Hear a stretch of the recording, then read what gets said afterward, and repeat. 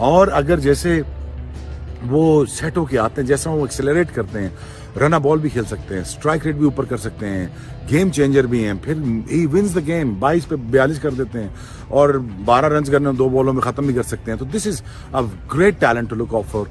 अगर उनको थोड़ा सा अपने मसल मैच का ध्यान करना पड़ेगा, थोड़ा मसल मैच चाहिए उनको टांगों पे, बैक पे। मैंने उनको समझाया था दुबई में भी कि आप अपनी जान की हिफाजत करें, रेपुटेशन आप अपनी बढ़ाएं, मसल मैच को बढ़ाएं, बैक कमज़ोर है, टांगें कमज़ोर हैं, और आई एम श्योर वो बड़ी मेहनत कर रहे होंगे और कर। किशन जिनकी बात सबको बुरी लग गई थी, एक वक्त कोच राहुल द्रविड़ हुआ करते थे कि आप मुझे ट्रैवल भी करवा रहे हो, टीम में खिला भी नहीं रहे हो। उसके बाद उन्हें बाहर कर दिया गया था और कहा गया था कि जाकर आप डोमेस्टिक खेल कर आइए और डोमेस्टिक ही खेलिए। ईशान ने इन 2 सालों में बहुत मेहनत की और ईशान कब ड्रॉप किए गए थे आपको याद है? दोहरा शतक लगाने के 3 मैच बाद तो ईशान किशन के दिन लौटे हैं। अब मौका है जो विश्वास जताया है रुद्र प्रताप सिंह, प्रज्ञान ओझा ने। क्या उस विश्वास पर ईशान किशन खरे उतरते हैं या फिर नहीं?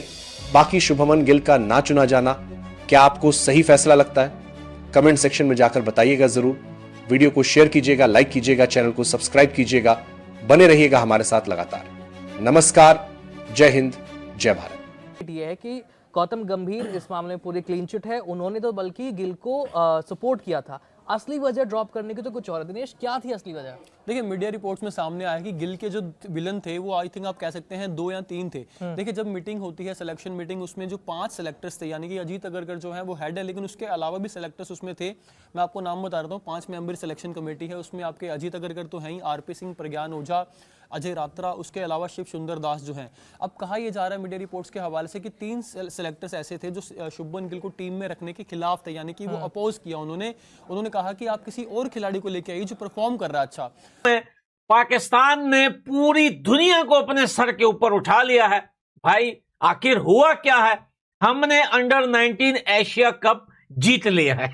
कितना बड़ा काम लिखेंगे। को फ्री का पैसा थोड़ी आता है भाई आईपीएल में। भाई, वहां पे जीतना पड़ता है, मेहनत करनी पड़ती है, इतनी टीमों का ठाकरा होता है, तो भाई कोई मामूली बात नहीं है। तो भाई पाकिस्तानियों का तो दिमाग सटक गया है। अब Asia cup, under 19 Asia cup जीत गए हैं तो ऐसा लग रहा है पूरी दुनिया के ऊपर इनका कब्जा हो गया।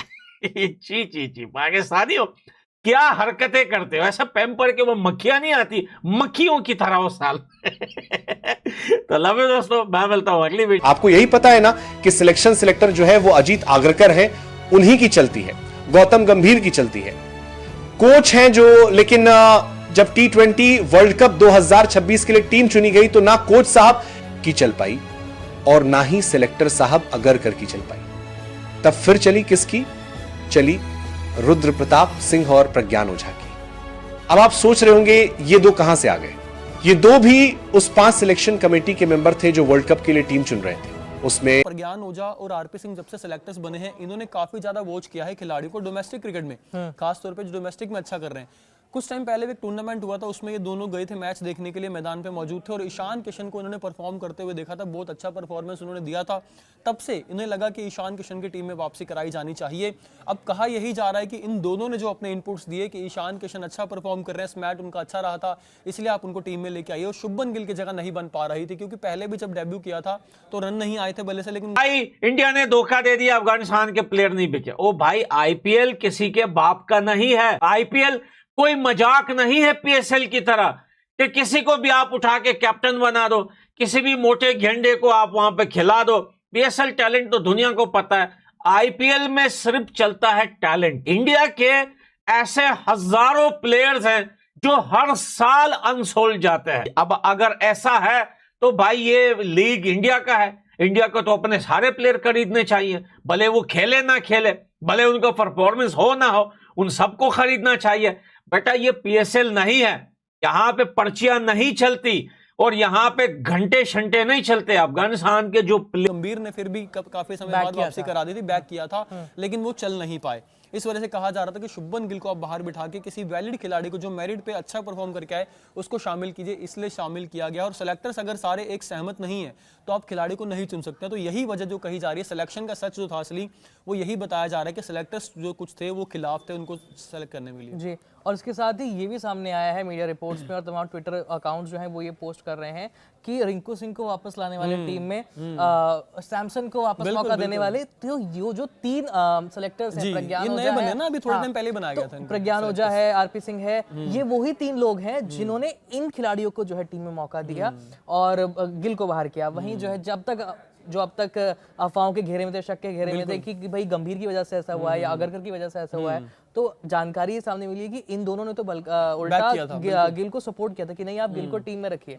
लेकिन सच्चाई तो लास्ट मोमेंट पे देखिए जब सारे एक सहमत नहीं थे, मतलब एक टेबल पे नहीं आ पाए, तो एक बीसीसीआई का रूल है कि अगर सेलेक्टर्स सब राजी नहीं है तो आप फिर उस खिलाड़ी को नहीं चुन सकते, आपको फिर उसको बाहर करना ही पड़ता है। फिर एन मोमेंट पे ये फैसला लिया गया है, बाजी पलटी गई। बहुत रेयर होता है ना, क्योंकि चीफ सेलेक्टर तो अजीत अगरकर है, बिल्कुल, लेकिन जो बाजी पलटी है वो उनके डेप्यूटी के फैसले नहीं। देखिए फिर ये वोटिंग वाला मामला होता है, जहां अगर वोटिंग ज्यादा, अगर आप कह सकते हैं 3-2 रेशियो होगा तो फिर आप वो तो काम नहीं कर सकते। अगर जिस खिलाड़ी को तीनों फॉर्मेट का फ्यूचर कहा जा रहा था वही आज T20 वर्ल्ड कप से बाहर है। सवाल यह नहीं कि शुभमन गिल क्यों ड्रॉप हुए, सवाल यह है कि किसकी शर्त मानी गई।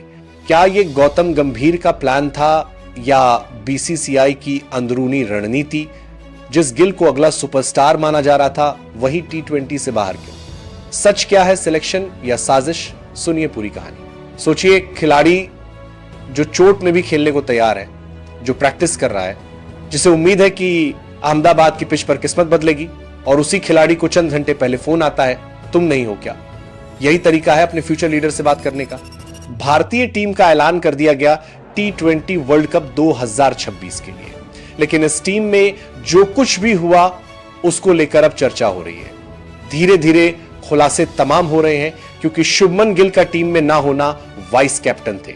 सबसे बड़ी चिंता वाली बात है, चिंता इस बात की कि आखिर ऐसा क्या हुआ कि उनसे खराब खेलने वाले सूर्यकुमार यादव टीम में बने हुए हैं, लेकिन शुभमन गिल को ड्रॉप कर दिया गया।